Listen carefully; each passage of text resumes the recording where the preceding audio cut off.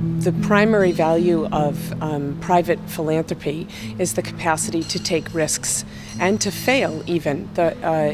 When you're trying to address really intractable social problems that government can't address well or the private sector can't address well. And whatever governance arrangements surround the European foundations absolutely have to allow for that kind of flexibility, allow us to be able to take those risks. So as long as we understand what our primary function can be in society in a larger context, I think the governance arrangements really have to think about our core values. Governments should have a role, and I would say they should actually have even two kinds of roles. On the one hand, they have to provide the appropriate framework for foundations to work.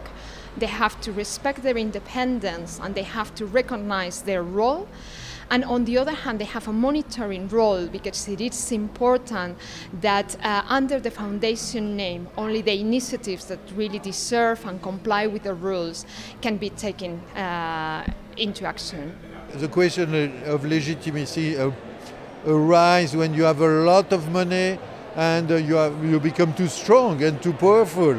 So who will control the foundation? And if we imagine that we are in a space which is not controlled, it's really a danger, because the states, various states will react in front of people who become too powerful, and all the community of foundation will have trouble with that. So we have to think about this question of legitimacy, the accountability, to whom we are accountable.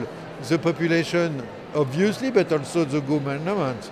We must remind that in many countries, foundation can work because there are a fiscal deduction.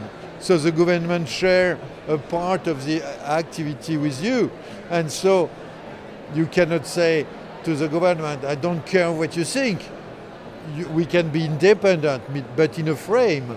And we can go over the government saying, we don't like this way of doing else, we will do something else. Or we don't like this way of learning or doing research, and we will do something totally out of the concern of the countries. And we will be in danger if we don't think a lot about that. Well, when talking about self-regulation, I think we have to look at the differences in countries. I think self-regulation goes very much in hand with regulation.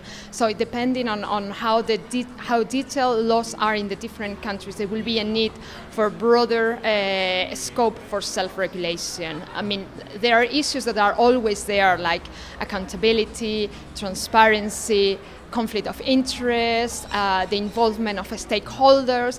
All these issues are around self-regulation, and I think foundations will always have more work to do on this field, because society evolves, our role in society evolves, and we engage in new and different activities, and in that sense I think we will always have to look at the way we govern ourselves.